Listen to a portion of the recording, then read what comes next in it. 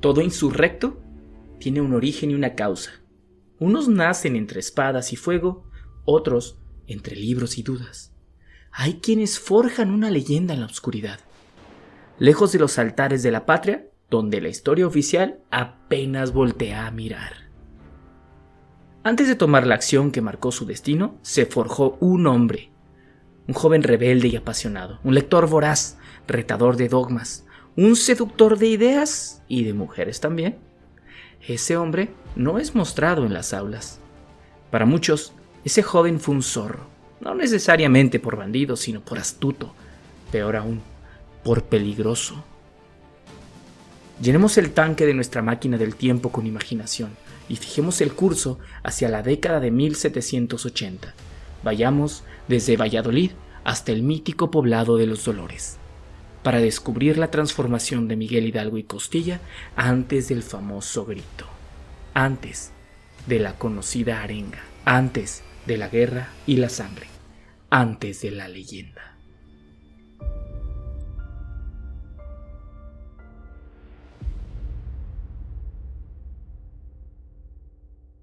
¿Qué tal, audionautas? ¿Cómo están? Yo estoy muy contento de estar con ustedes y que puedan acompañarme en esta ocasión. Así que déjense llevar por Hermes y enciendan la imaginación. Valladolid, Intendencia de Michoacán, Nueva España, agosto de 1782. Un nuevo profesor. Iniciaba la fresca mañana del primer lunes del 8º mes. Después del Padre Nuestro, en un aula con fríos pupitres de madera, ante jóvenes estudiantes, es presentado por don José Joaquín Hidalgo, el rector del colegio de San Nicolás Obispo, un joven sacerdote de 29 años recién cumplidos. Usaba una toga negra perfectamente lisa. Calzaba botas de piel también oscuras. Unos finos guantes blancos cubrían sus manos. Un crucifijo colgaba de su cuello, brillando a cada paso que daba mientras ingresaba al salón de clases. Aquel hombre tenía una cabellera negra con entradas pronunciadas. Su mirada profunda y misteriosa evocaba voltearlo a ver, y su inconfundible nariz aguileña le daba un toque interesante a su desfatigado rostro. El cura don Miguel Hidalgo y Costilla sonreía al alumbrado. Él sería, desde ese día, el nuevo profesor de filosofía, teología y latín. El rector José Joaquín lo presentaba ante el alumnado. Demos la bienvenida al sacerdote Miguel Hidalgo y Costilla, quien a partir de hoy impartirá clase de filosofía, teología y latín. Su preparación es excepcional y confiamos en que los formará a ustedes en hombres de bien, en provecho de este virreinato de la Nueva España. Hidalgo contestó de manera entusiasta. Agradezco condecoración de tal talla. Y sobre todo aprecio la confianza. Estoy convencido de que la enseñanza no debe ser solo memorización, sino una puerta al razonamiento, al cuestionamiento y por ende al crecimiento. Mi deseo es que en esta aula no solo se aprenda, no solo se memorice, sino que piensen, que razonen y cuestionen. Esa es la base del conocimiento, del crecimiento y en consecuencia del desarrollo humano. Algunos alumnos se mostraban intrigados por la actitud poco convencional de su nuevo profesor. Intercambiaron miradas. No era más que el inicio de 4 años de excepcional docencia por parte de Miguel Hidalgo y Costilla. No está de más decir que a lo largo de ese tiempo sus alumnos le seguirían, le admirarían y sobre todo le aprenderían. Durante los primeros meses de cátedra, cuentan las crónicas que en una de las clases de filosofía el cura Hidalgo hacía que los alumnos tuvieran voz y valor. Hidalgo caminaba entre los pupitres observando a sus alumnos mientras explicaba. La filosofía no solo es un conjunto de reglas y silogismos a repetir. Es una herramienta maravillosa para comprender el mundo y, aunque pueda ser incómodo, para cambiarlo. Un alumno de ojos azules, curioso, levanta la mano. Hidalgo clava sus verdes iris en los ojos de su alumno y cede la palabra. ¿Cambiarlo, maestro? ¿Cómo puede cambiarse el mundo solo con ideas? Hidalgo sonríe. Todo cambio comienza con una idea asociada a una emoción. Piensen en los ilustrados franceses, en Montesquieu o Rousseau. Ellos desafiaron las viejas estructuras y hoy en Francia la monarquía ya no es intocable. La intención de hacer algo es el nacimiento de una idea. La emoción por encontrar la forma de hacerlo llevó a la idea de que el hombre podía dejar su huella también por las aguas. Piénsenlo. De esa idea llegó un cambio constante desde la creación del primer bote primitivo en algún río de la antigua Mesopotamia hasta los galeones que hoy día nos permiten cruzar la mitad del mundo a través del vasto océano para llegar al Asia o a Europa. Otro alumno, de piel más bien apiñonada, también levanta la mano. Hidalgo vuelve a ceder la palabra, sonriendo. Pero maestro, aquí en la Nueva España todo está controlado por la Iglesia. No le gusta el cambio ni las ideas nuevas, y eso a los españoles nacidos en la península les viene muy bien. ¿De qué servirían ideas nuevas en un lugar donde podría ser azotado por contravenir al gobierno o peor, a la Madre Iglesia, y eso puede costarnos la vida? Hidalgo voltea a la ventana y visualiza un hermoso amanecer que hace brillar sus verdes ojos. No subestiméis el poder del conocimiento. Antes de mucho tiempo, más y más jóvenes tendrán ideas nuevas, y en estas tierras tampoco la monarquía será intocable. Seguro estoy de que más de alguno de ustedes llegará viejo en un lugar distinto al que tenemos hoy, en este mismo suelo. Los alumnos lo miraban con respeto. Comprendían que su maestro no solo impartía clases, sino que sembraba algo más profundo. Aunque en no pocas ocasiones hizo uso de su autoridad para aleccionar a cuanto estudiante sintiera que su derecho estaba por encima de cualquier otro. Y es que recordemos que el aula es el reflejo directo del hogar donde se puede palpar el tipo de sociedad en la que uno convive.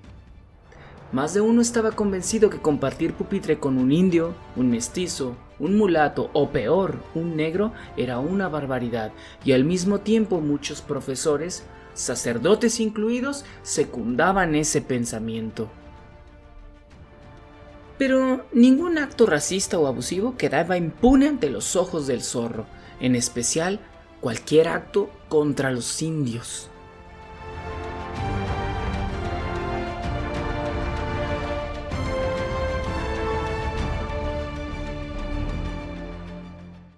Terminaba el año de 1783. Miguel Hidalgo, famoso con su alumnado por involucrarlos al pensamiento, es invitado de tanto en tanto por figuras de la aristocracia vallesoletana a impartir misas, compartir tertulias acompañadas de vino, brandy o jerez, en juegos de cartas o de dominó. Ocasionalmente, Hidalgo acudía a corridas de toros. La fiesta brava le apasionaba. La bravura e inteligencia del matador sumía a los espectadores en suspenso y emoción. Miguel disfrutaba tanto de su trabajo como de las no pocas actividades lúdicas a las que podía acudir. Luego de terminar un ensayo teatral de sus alumnos, mientras se guardaron los menesteres del ensayo, el prefecto del colegio se aproxima a Miguel Hidalgo y le entrega una misiva.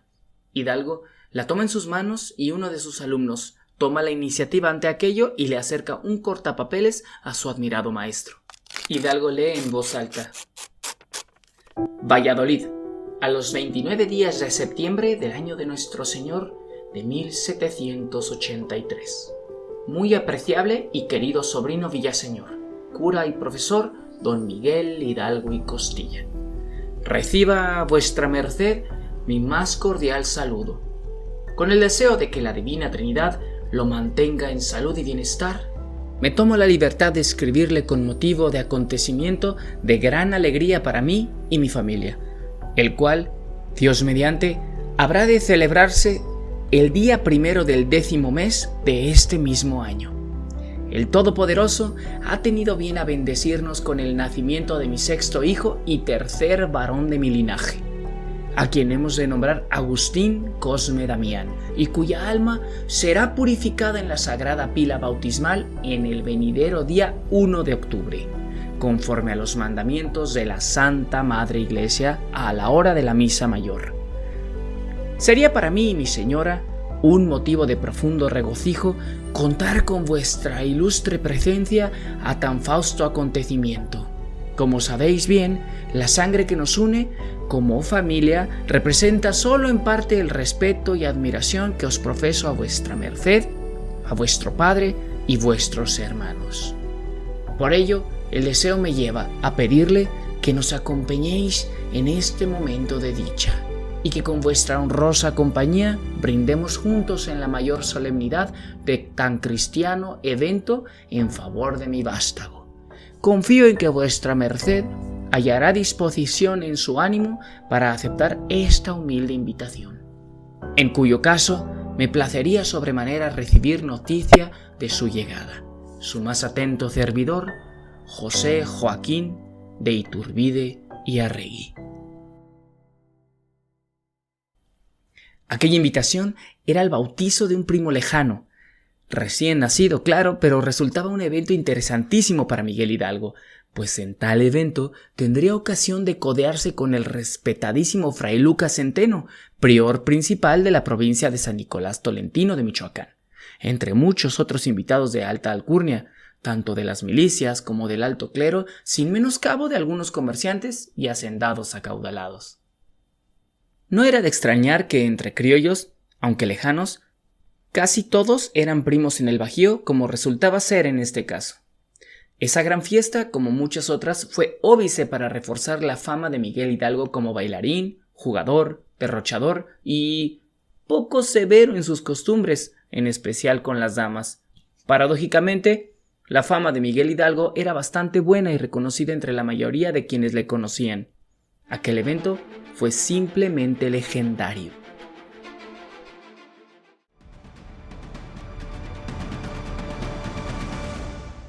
Valladolid, 1787. El recién nombramiento del nuevo rector del Colegio de San Nicolás Obispo, don Manuel Salado y Navarrete, benefició a Miguel Hidalgo, quien tenía una amistad cercana con el obispo de San Miguel el Grande, quien por su cercanía al recién nombrado rector recomendó a Miguel Hidalgo para encargarse de la tesorería del colegio. Y tal recomendación fue aprobada. Miguel Hidalgo, en su nuevo puesto, puso en marcha varios proyectos culturales, destinó presupuesto a publicaciones y a ampliar la biblioteca. También estos resultados llamaron poderosamente la atención de la aristocracia vallesoletana y de algunos funcionarios de gobierno, en especial de Juan Antonio Riaño y Bárcena, un militar de solo 30 años que hacía unas pocas semanas había sido nombrado corregidor y primer intendente de Valladolid. El intendente Riaño, quien sentía una inclinación cultural, comenzó una relación de amistad con Miguel Hidalgo. En sus propias palabras, la charla con el cura Hidalgo es fascinante en cada tema que se aborde. Más que un ilustrado, es un hombre de luces. En no pocas ocasiones, el tesorero del Colegio de San Nicolás era invitado a casa del intendente, lugar donde conocería a muchos pudientes de la época. Entre copas de brandy y juegos de naipes se intercambiaban ideas liberales, posturas políticas, mejoras en la constitución de la iglesia y hasta discutían de su torero favorito y cuál era el mejor. En pocas palabras, cultivaron una profunda amistad.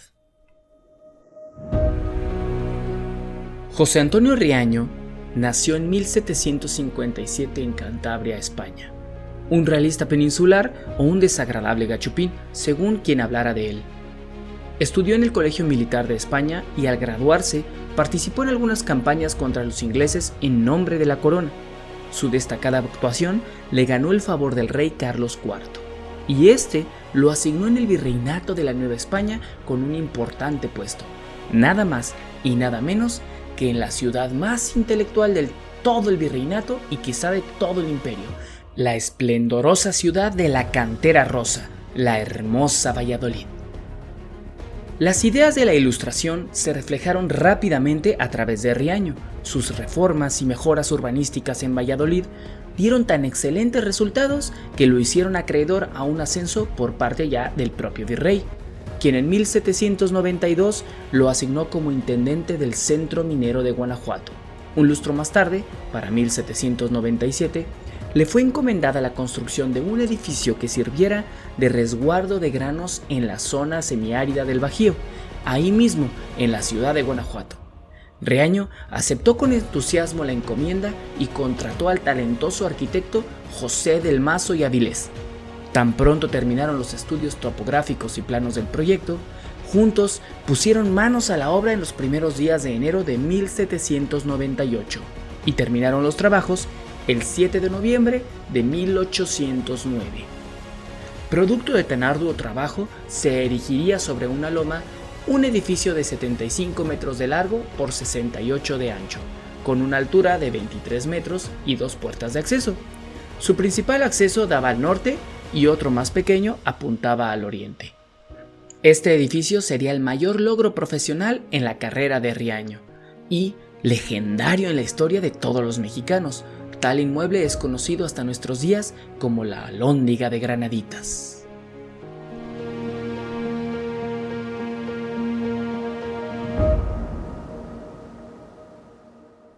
Miguel Hidalgo y Costilla no solo era famoso como cura por sus homilías fuera de lo común, sino por todo el desarrollo que estaba teniendo el Colegio de San Nicolás, lo que le sirvió para ser ratificado en el puesto de tesorero a pesar del cambio de rector, don Mariano Escandón Higuera, quien tuvo confianza en el proyecto de Miguel Hidalgo, pues eran evidentes los resultados obtenidos. A pesar de los rumores que corrían sobre un supuesto y sospechoso enriquecimiento de Hidalgo, ratificó su continuidad. El zorro tenía un carisma increíble, se las arreglaba para llevarse bien con la mayoría de las personas con las que convivía. Ganarse el cariño y aprecio de la servidumbre le era más fácil que la tabla del 1. Cínicamente, como algunos decían, trataba con el mismo respeto al mozo, a la cocinera, al capataz y a cualquiera que prestara un servicio por algunas monedas. Pero su sagacidad le llevó a tener también grandes amistades, principalmente aquellos que tuvieran algún cargo importante. Él sabía bien cómo ganarse su favor y cómo ser recíproco. Así pues, también supo forjar una fuerte amistad con Manuel Abad y Queipo. Manuel Abad y Queipo fue un sacerdote español, nacido en la península ibérica, más precisamente en un lugar de nombre Villapedre, del Reino de Asturias, el 26 de agosto de 1751. Tan pronto terminó su orden sacerdotal, sabía que sería encomendado a alguna parte del reino español en América, y hacia el año de 1784 había sido asignado a Valladolid junto a Fray Antonio de San Miguel para tomar posesión de la sede episcopal. Abad y Queipo ocuparía el cargo de juez de capellanía, fondos eclesiásticos y obras pías. En conjunto con Fray Antonio de San Miguel, redactaron un informe al rey en el que proponían medidas para atenuar la desigualdad social de castas e indígenas en un documento conocido como Informe del Obispo y Cabildo de Valladolid de Michoacán al rey. Al igual que Riaño, al ser contemporáneo de Hidalgo y tener ideas similares, fue sencillo para él desarrollar una amistad sincera y afectuosa con Miguel Hidalgo. Cuando Abad y Queipo hablaba de este último, usualmente decía: «Ese cura Hidalgo es un osado. Se atreve a decir lo que muchos pensamos, pero siempre callamos». Abad y Queipo eventualmente fue electo y nombrado obispo de Michoacán. Miguel Hidalgo poco a poco fue siendo más abierto con sus ideas revolucionarias, con sus amigos cercanos, el cura Abad y Queipo o con el intendente Riaño. De hecho, ellos tres llegaron a ser grandes amigos entre sí. Aunque Hidalgo tampoco tenía empacho en mostrarse con sus colegas en el colegio, en sus homilías o en sus charlas. Por aquellos años, Hidalgo estaba convencido de que al reducir la desigualdad entre las castas, proporcionándoles más oportunidades y un trato digno, el entorno social podría mejorar y, en consecuencia, los españoles mantener el control. Es importante resaltar que Hidalgo era leal a la corona, más específicamente a su rey Carlos IV, y profundamente un hombre de fe. Él pensaba que ninguna de las anteriores convicciones estaba en contra de un lugar más grato para todos, aunque también se sentía o se sabía a sí mismo un humano, con virtudes y con defectos, con aciertos y con vicios. Aunque Hidalgo se estaba convirtiendo en un sacerdote de luces afamado y querido por el pueblo, Simultáneamente, se estaba tornando incómodo para algunos y el hecho de rumores sobre su cercanía a las damas simplemente no le ayudaba. A inicios de 1788, el rector Mariano Escandón cayó enfermo y pidió licencia de su puesto. El intendente de Valladolid, don Antonio Riaño, recomendó a las autoridades de la institución a Miguel Hidalgo como un candidato a la rectoría. Cuando esta recomendación de Hidalgo llegó a consulta del obispado de Michoacán, Manuel Abad y Queipo personalmente se dirigió al consejo de San Nicolás obispo y elogió la sapiencia del cura Hidalgo como hecha a la medida para tal cargo. Pocas semanas después, Miguel Hidalgo y Costilla es nombrado rector general del Colegio de San Nicolás obispo, siguiendo los pasos de su hermano José Joaquín. 1790, Valladolid, Intendencia de Michoacán, Virreinato de la Nueva España, Imperio Español. Terminaba el cuarto mes del año y José Joaquín, Manuel Mariano y Miguel Gregorio regresaban de la Ciudad de México a Valladolid, después de haber sepultado a su padre en la Ciudad de México y tratar de vender la hacienda de Corralejo, a lo que su hermano José María se opuso totalmente, a tal grado que incluso les compró su parte a los hermanos. José María Hidalgo no hizo ninguna carrera eclesiástica como José Joaquín y Miguel. Él se inclinó por ser médico igual que Manuel Mariano, y además de la administración de la hacienda de Corralejo, se enlistó en la milicia realista del batallón de infantería de Pénjamo. Sí, así es. Si te imaginas que en el futuro hubo conflicto en la familia y sentimientos de traición, estás en lo correcto. Con el capital recién adquirido y sumado al que ya tenían los tres hermanos Hidalgo y Costilla, mayoritariamente Miguel, pudieron hacerse de 3 haciendas nuevas.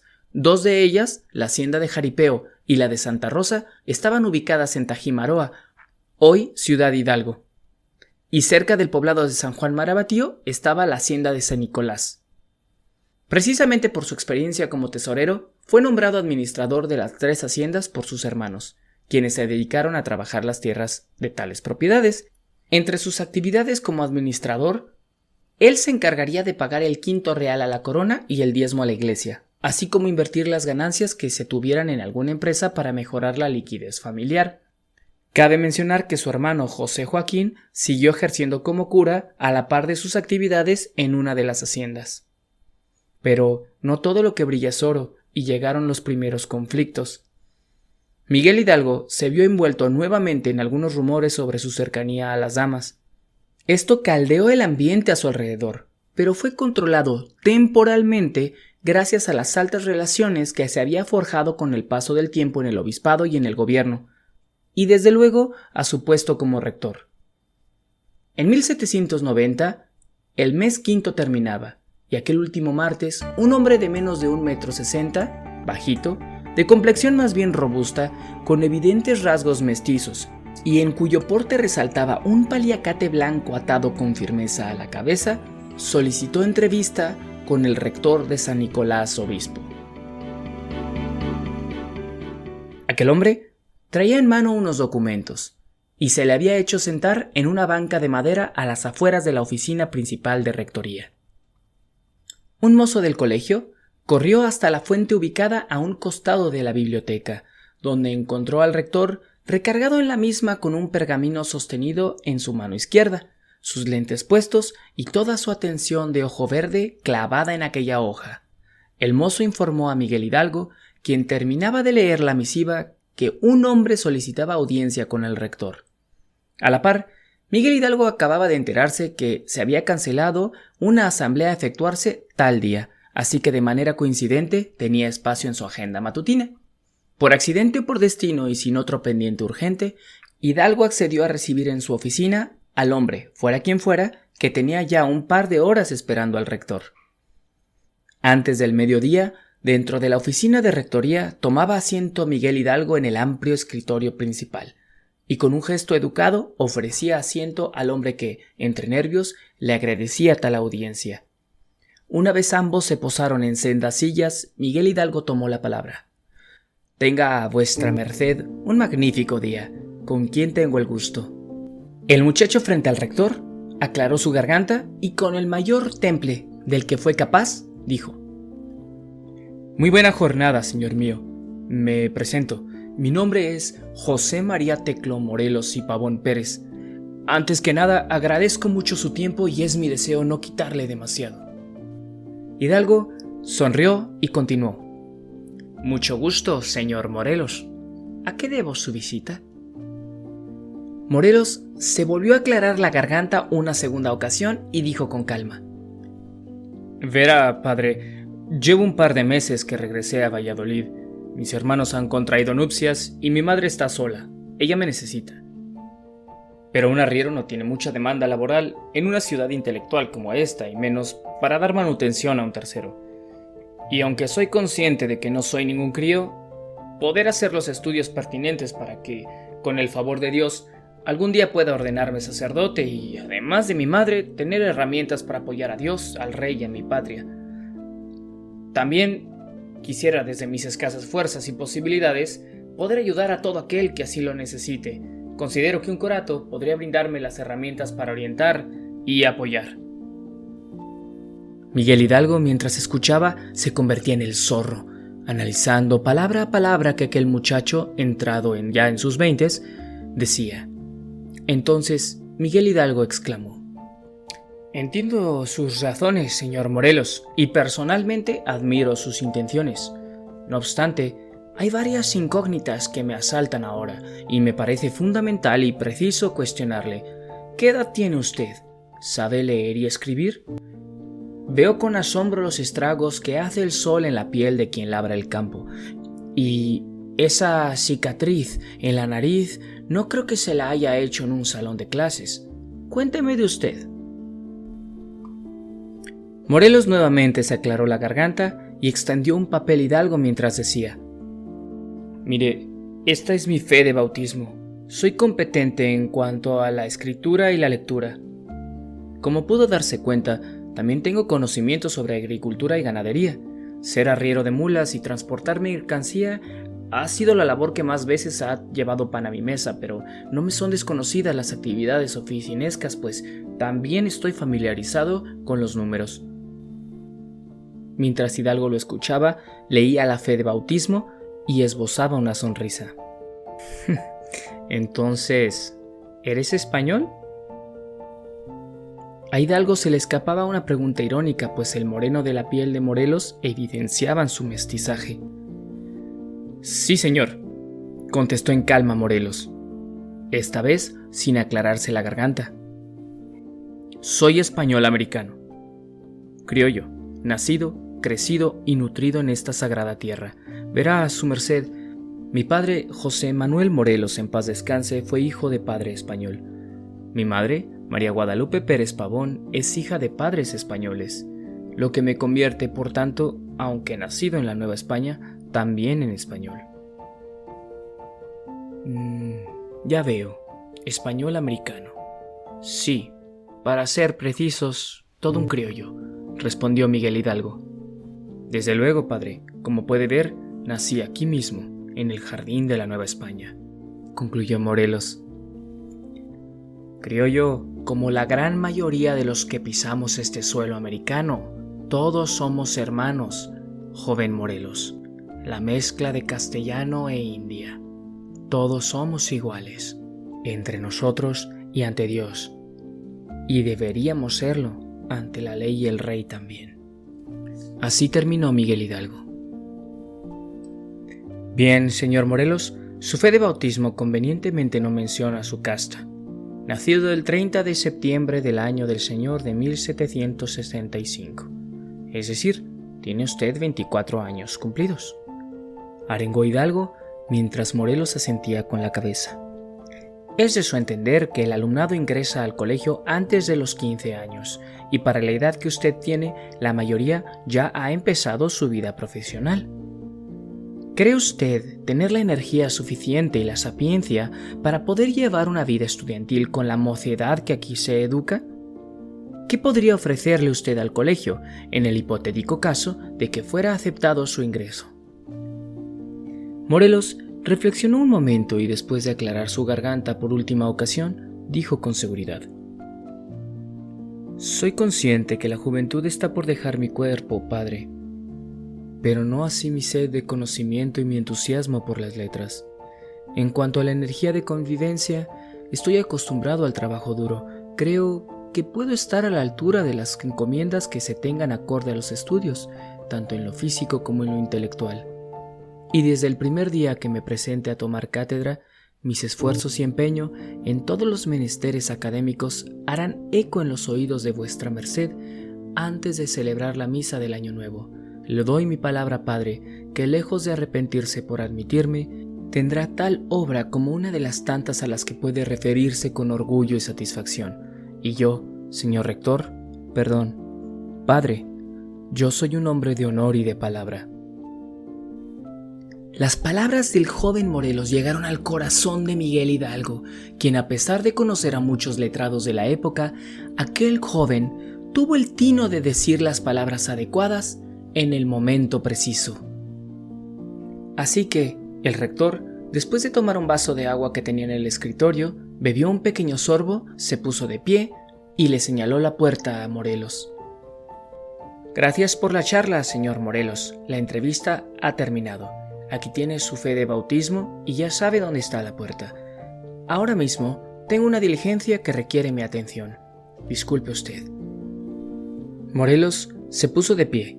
El documento intercambió de manos. Morelos inclinó su cabeza y mientras se encaminó a la puerta escuchó la voz de Hidalgo que volvía a tomar palabra.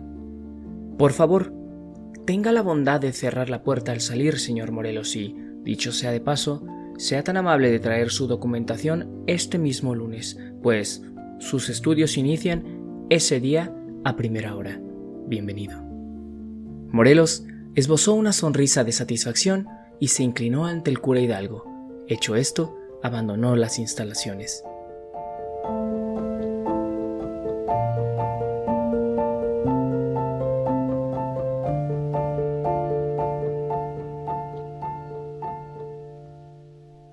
De 1790 a 1792, bajo la rectoría del Zorro, el Colegio de San Nicolás Obispo introdujo a las aulas ejercicios de memorización y se dejó de revisar autores modernos, quitando así prohibición alguna en la información que llegaba al alumnado. También se fomentó el teatro, la música y la literatura. Se introdujo a los alumnos también en idiomas y pintura. Este cambio propició que los alumnos desarrollaran un criterio más amplio en el aprendizaje y sus conocimientos. Valladolid, Intendencia de Michoacán, Colegio de San Nicolás Obispo, febrero de 1792. A pesar del incremento en los proyectos de la escuela, el colegio comenzó a verse envuelto en serios problemas económicos, cada vez más y más serios. Los rumores de desfalco no ayudaron a Miguel Hidalgo, que se fue quedando sin el respaldo de los maestros, administradores y funcionarios escolares. Las quejas de algunos varones sobre la cercanía del rector con las damas fue la gota que derramó el vaso, y dicen que cuando el río suena es porque agua lleva. La mañana de aquel primer jueves de mes, en una asamblea del Colegio de San Nicolás, se escuchaban las voces que discutían sobre el futuro del zorro. Un sacerdote se oía que decía: es un hombre brillante pero demasiado liberal. Habla de la ilustración, de la igualdad, de la razón. Incluso enseña oficios y comercio a los indígenas. Es todo un escándalo. Otro sacerdote, que también estaba por ahí en la asamblea, decía: dice que los indígenas merecen derechos. Esto sí es una aberración. Un tercer sacerdote, que estaba también ahí, también se le pudo escuchar: hay esposos, prometidos, padres, hijos, hermanos, que se quejan de su cercanía con las damas. A muchos les incomoda su actuar y con las doncellas sobre todo, e incluso se dice que está faltando al celibato, carambas.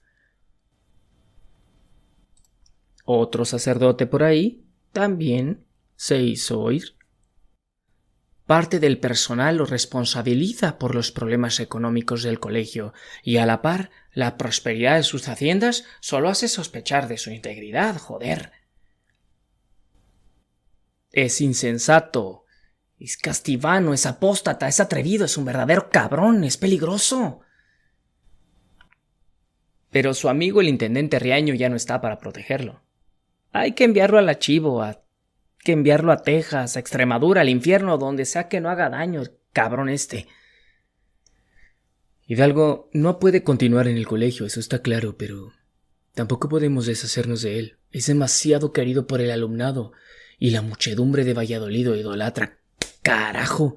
Lo que nos faltaba. El Caribe es un cura afamado y querido, el muy cabrón. No podemos hundirlo, porque si lo hundimos, nos hundimos todos. Y se hunde el colegio con él. Monseñor Abadi Queipo decidirá qué hacer con él cuando se le notifique su baja y su responsabilidad. El mismo lunes, Hidalgo dejará el colegio. Aquella tarde, Miguel Hidalgo salía de ofrecer el sacramento bautismal en la pila de plata de la catedral vallisoletana cuando fue alcanzado por Manuel Abadi Queipo, su gran amigo.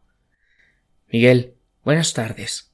Espero no importunarte, pero necesito hablar contigo de manera expedita. Hay rumores de que la asamblea de San Nicolás te quiere fuera del colegio. Líos de fondos y faldas, ¿eh? Todo ha ido demasiado lejos. ¿Sabes de qué se trata? Miguel Hidalgo se llevó su mano al mentón, arrugó el entrecejo y con toda la calma de la que fue posible contestó al obispo de Valladolid. Manuel, sabéis bien que mi forma de ser incomoda a muchos. A decir verdad, no me sorprendes las falacias hacia mi persona ni las calumnias. Sé que estoy hecho de otro molde, pero no estoy acostumbrado a la derrota y esta no será la primera vez en mi haber. Monseñor Abadi Queipo le contestó a Hidalgo. No hay nada que pueda yo hacer, Miguel. Es insostenible tu puesto en la rectoría. Deberías ya haberlo venir.